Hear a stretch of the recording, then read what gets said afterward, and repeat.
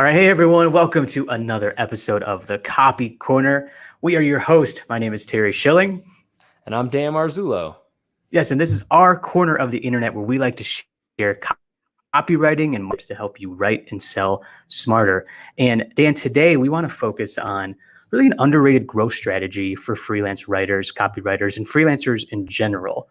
We want to talk about how to successfully network and how that can lead to new opportunities, whether that's to get new clients, whether that's to have collaborations where you can start selling products, do some webinars to make some money, and ultimately make a new friend, right? Because freelancing can get pretty lonely sometimes. You know, we're a good example of that, Dan, you and I, of just connecting. We've shared this story on a few episodes, right? Of how we're following each other on LinkedIn and Twitter and even on Instagram and just seeing what we were posting and just had the idea to do a video series, which turned into this podcast, and now we're sharing stuff on Instagram. Like, you're sharing stuff about your daughter and your wife, and you guys finally tried Topo Chico hard seltzer for the first time. Right. It's exciting, man. Yeah.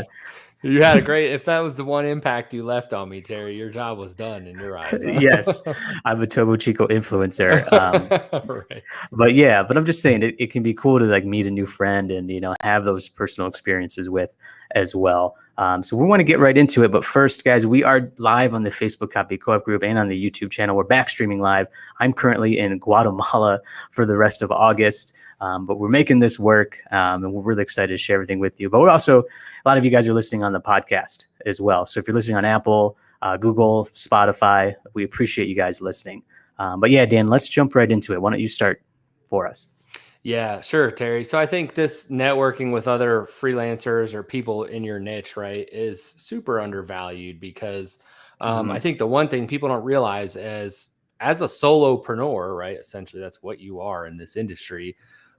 If you're good at what you do, you're probably pretty booked up with work, or at least at some point you're going to get to that.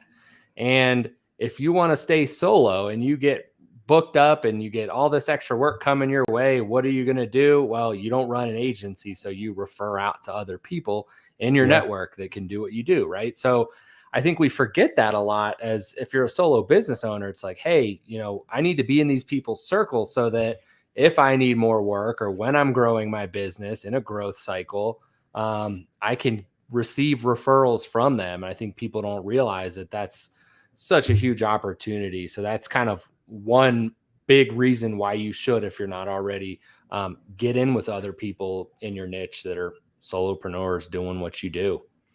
Yeah, absolutely. And if you're listening and wondering, how do those opportunities come up? How can I get referred by them?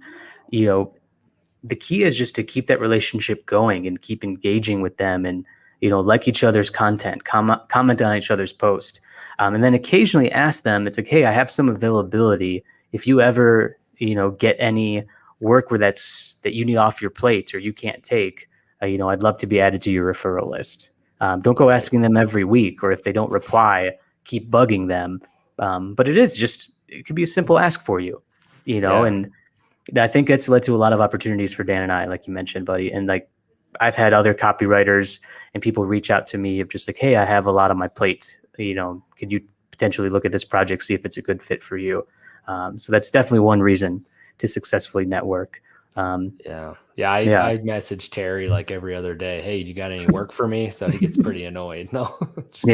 I don't. That's like, I'm sorry, man, unless you want to come to Chicago or wherever and help me out with some stuff around the house or something. But, no. Right.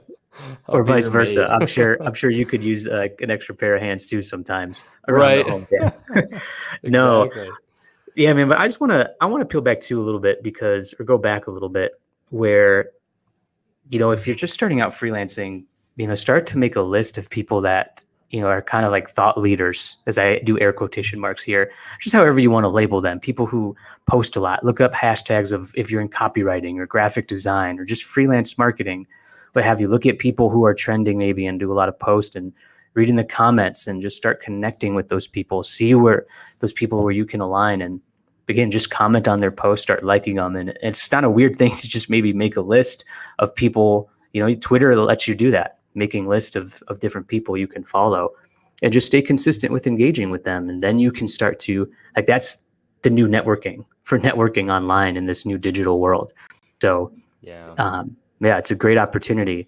And I just want to lead then into, don't be afraid to ask them to collaborate on a project, whether you're starting your own podcast and having them be a guest on it, or just doing something together. Again, that's how Dan and I started this.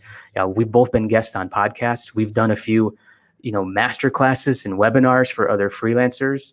And then we've also sold products together. That's made us a little bit of revenue too. So just come up with a strategy of how you can, evolve this collaboration in this relationship too. But you'll get an idea if you guys vibe well, and if it can lead to those type of opportunities where you create a webinar, or like if you guys are both writers and conversion copywriters, maybe you can do like a sales page, masterclass, and then sell something at the end of it, or just do it something for free, just to to gain your following as well. Yeah, no, I like it, Terry. And kind of, going back on what you said a little bit, I think it kind of comes down to the same way you treat prospective clients and customers, right? You're going to stay in their face, engage with them, put your content out so they see you, so that when they're ready and need you, they reach out. It's the same thing for these like referral partnerships and networking with other writers. If you're constantly posting on LinkedIn, I'm always seeing Terry's stuff in my feed, right? I mean, I remember Terry. So if I need another writer to help with something, I can reach out to him because I'm always seeing his stuff. So I think, don't be afraid to treat the relationship similar in the fact that you got to stay on their brain. So what can you do to make sure they remember you? And that does come back to collaborative things like we've done with the classes and the, little products and things like that. So it all funnels into the same thing. Right. Yeah. You bring up a good point because it keeps you top of mind, and like keep creating content that some of the other people can share, because a lot of stuff gets brought up on that feed, especially like with LinkedIn and Twitter. Like if a lot of people you follow will like a post or comment on it, you'll see those notifications. So that just continues to get your name out there and be visible too. Yeah. I think you find too, your niche is a smaller world than you think, right? You talk about making this list of thought leaders in the freelance writing space. And it's funny how me and you kind of all know the same people, because it's like the same people in that niche. So you start building that list and connecting with them. It's funny to see how your network starts to come together, because everybody's kind of in that same niche together. Yeah. Yeah, absolutely. And then like to wrap it up, we hinted it at the beginning, we touched on it, of just how it can lead to a friendship and, potentially meetups too.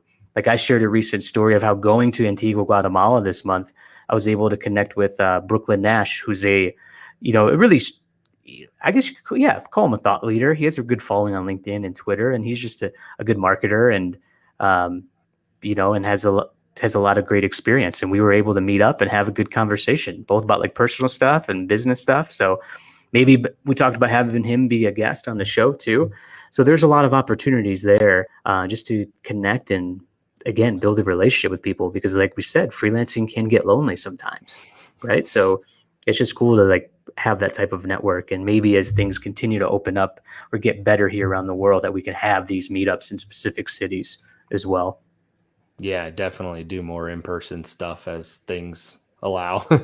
Yeah. I feel like, Dan, we have not met in person, but I feel like when we do, it will just be like, I don't know, a little bit of like shock, if you will, in the beginning.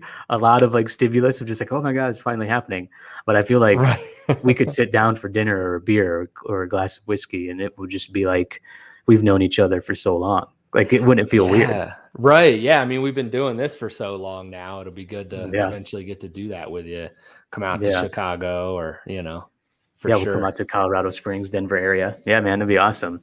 But yeah, guys, that's the best tips that we have to grow your freelance writing business through networking. I think a lot of people look at just like, how can I find clients? Do cold emailing, do a lot of content, go on Upwork, Fiverr, whatnot.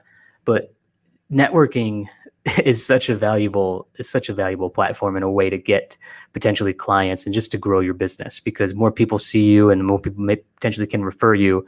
It's just a good opportunity to earn some revenue and continue building your freelance business. Absolutely. Well, everybody, thanks for listening today. As always, we always recommend that you guys maybe leave a review, a rating on Apple, and keep sharing the podcast and even the video series. Subscribe to the Terry Schilling Creative YouTube channel as well. Follow Dan on LinkedIn. Follow me on LinkedIn. We're active over there. But again, we appreciate your support, and we'll see you on the next episode. Cheers.